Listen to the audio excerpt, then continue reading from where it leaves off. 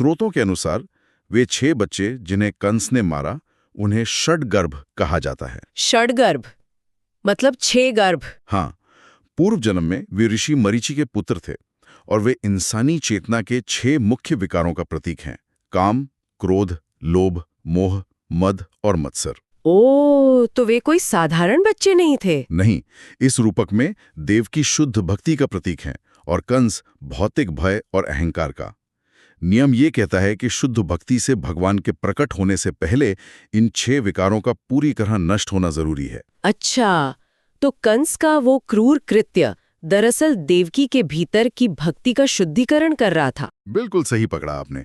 जब तक मन में काम या क्रोध जैसे विकार हैं, तब तक ईश्वर वहां प्रकट नहीं हो सकते। इसके बाद ही 7वें गर्भ में शीशनाग आए और फिर ये कहानी भगवान के रहस्यमयी जन्म की तरफ बढ़ती है। वो जन्म का दृश्य तो सच में अलौकिक है। रोहिणी नक्षत्र, आधी रात का समय और चारों दिशाओं में एकदम शांति छाई हुई है। एकदम सन्नाटा। और फिर भगवान विष्णु देवकी के गर्भ से अपने पूर्ण रूप में प्रकट होते हैं। 4 भुजाएं, शंख, चक्र, गदा, पद्म और गले में कौस्तुभ मणि। लेकिन वसुदेव और देवकी की प्रार्थना के बाद वे एक साधारण शिशु का रूप ले लेते हैं।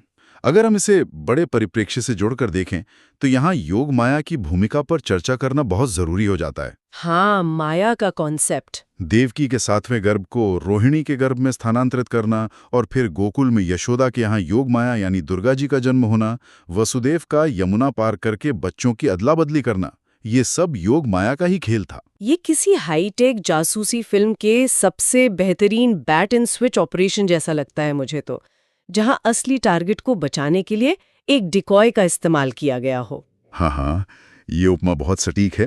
जब कंस ने यशोदा की बेटी को, जो दरअसल योग माया थी, पत्थर पर पटकना चाहा, तो वो 8 भुजाओं वाली देवी के रूप में आसमान में प्रकट हुई। उसने कंस को चेतावनी दी कि तेरा काल तो कहीं और जन्म ले चुका है। बिल्कुल। यहाँ समझने वाली बात यह है कि माया केवल भ्रम नहीं है, बल्कि वो अहंकार को उसकी सीमाएं दिखाती है। कंस को लगा वो सब कंट्रोल कर लेगा, पर माया ने दिखाया कि वो कुछ नहीं कर सकता। पर ये माया का कॉन्सेप्ट दिलचस्प है। क्या इसका मतलब ये है कि हम जो देखते हैं और जो असल में हो रहा होता है, उसके बीच हमेशा एक पर्दा होता है? हाँ, एक आवरण होता है जो हमारी सीमित बुद्धि के कारण हमें असली सत्य देखने नहीं देता। और यही सार्वभौमिक योजना हमें इन कथाओं के सबसे विरोधाभासी हिस्से की तरफ ले जाती है, पूतना की कहानी।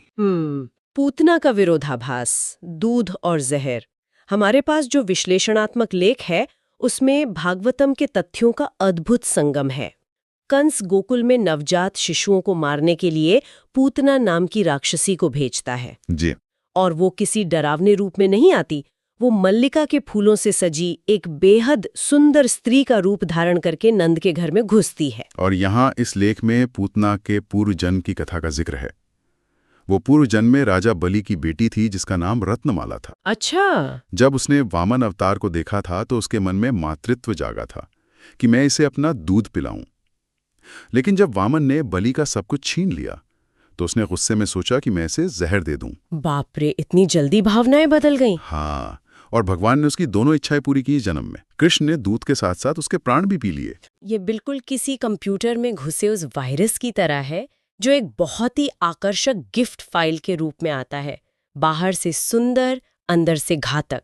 लेकिन जब गोकुल वासियों ने पूतना के विशाल शव को जलाया तो उसमें से अगरू जैसी सुगंधित महक आई। बिल्कुल आई। यहाँ पर बात सच में बहुत दिलचस्प हो जाती है। एक हत्यारी राक्षसी को स्वर्ग मिल गया, उसे मोक्ष मिल गया। यह कर्मों के सिद्धांत को पूरी तरह से पलट नहीं देता? इससे एक बहुत ही महत्वपूर्ण सवाल खड़ा होता है और ये हिस्सा बताता है कि भगवान नियत देखते हैं। भले ही पूतना ने जहर दिया, लेकिन उसने एक माँ की तरह स्तनपान कराया। कृत्य मातृत्व का था। जी, इसलिए उसे मोक्ष मिला। ये बुराई के भीतर भी परमेश्वर द्वारा अच्छाई को खोजने का बहुत बड़ा प्रतीक है। भगवान ने इसके जहर को नहीं बल्कि उसके वात्सल्य भाव को ग्रहण किया। यह सच में हैरान करने वाला विचार है।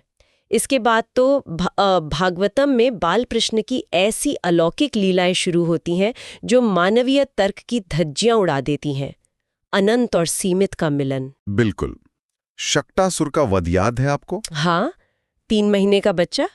और वो अपने छोटे से पैर की ठोकर से एक भारी भरकम छकड़े को चकनाचूर कर देता है। और तृणावर्त की कथा, जब वो बवंडर के रूप में असुर आता है और बच्चे को आसमान में उड़ा ले जाता है। पर बच्चे का वजन एक चट्टान से भी भारी हो जाता है और असुर का दम घुटकर मर जाता है।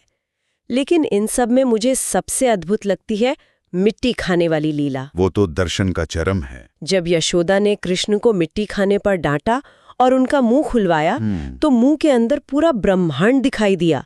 नदियां, पहाड़, दिशाएं, कर्म, समय और खुद यशोदा भी उस मुंह के अंदर खड़ी थीं। सोचिए उस माँ की मनस्थिति क्या रही होगी।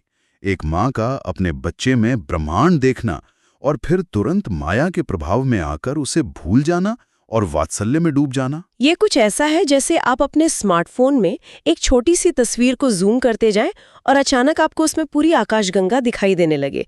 दिमाग उसे प्रोसेस ही नहीं कर पाता। एकदम सही। तो इस सब का असल मतलब क्या है? क्या यशोदा को ये भूलने दिया गया क्योंकि ब्रह्मांड के सच के साथ आप किसी को प्यार नहीं कर सकते, सिर्फ उसकी पूजा कर सकते हैं? आपने बिल्कुल सही निष्कर्ष निकाला है। यह लीला दिखाती है कि दार्शनिक ज्ञान या ब्रह्म ज्ञान और शुद्ध प्रेम में प्रेम हमेशा भारी पड़ता है। भगवान को यशोदा से पूजा नहीं, उनका वात्सल्य चाहिए था। शुद्ध प्रेम। हाँ, अगर यशोदा को याद रहता कि ये सर्वशक्तिमान है तो वो उसे कभी डांट नहीं पाती। इसलिए माया ने उस ज्ञान पर पर्दा डाल दिया। और यही प्रेम हमें उस प्रसिद्ध लीला तक ले जाता है जहां शरारत, अहंकार और प्रेम का बंधन साफ दिखाई देता है। माखन चोरी और दामोदर लीला। ये भागवतम का सबसे मार्मिक हिस्सा है। यशोदा माखन मथ रही हैं, कृष्ण गुस्सा होकर मटका फोड़ देते हैं और बंदरों को माखन खिलाते हैं।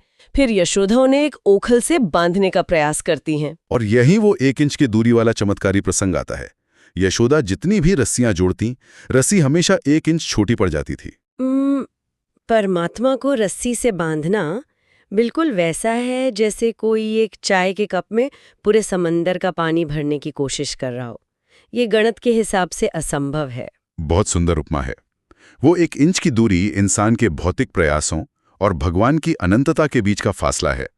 आप सर्वशक्तिमान को अपनी रस्सियों से नहीं बांध सकते।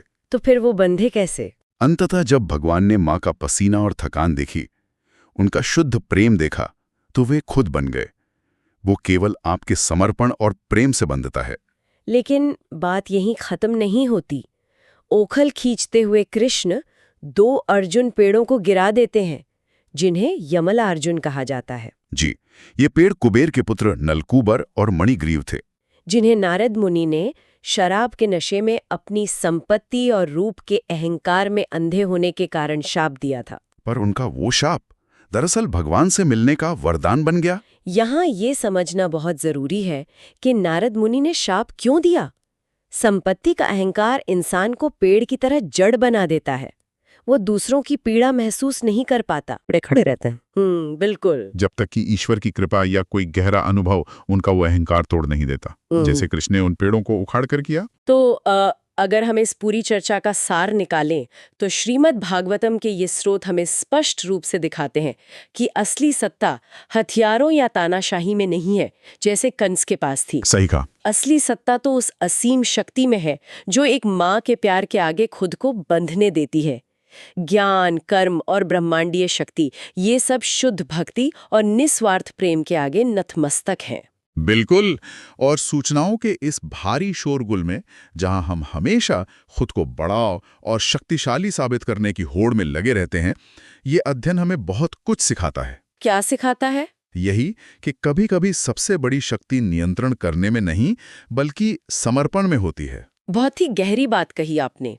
यहाँ ये भी स्पष्ट कर दूं कि हमारा उद्देश्य केवल इन स्रोतों में मौजूद विचारों का एक अध्ययन करना था, बिना किसी पक्षपात के। जी, हमने सिर्फ वही प्रस्तुत किया है जो इन प्राचीन ग्रंथों और लेख में गहराई से वर्णित है। तो श्रोताओं, इन स्रोतों के सफर के बाद एक सवाल जो मन में रह जाता है, अगर सर्वशक्तिमान ब्रह्मांड की हर चीज से स्वतंत्र होकर भी केवल शुद्ध प्रेम के आगे अपनी आजादी खोने को तैयार है, माफ कीजिएगा, मेरा मतलब है कि अगर वह अपनी आजादी खोने को तैयार है, तो क्या हमारे मानवीय जीवन में भी सच्ची आजादी का रास्ता अहंकार छोड़कर किसी गहरे प्रेम या उद्देश्य से बंध जाने में ही छिपा है?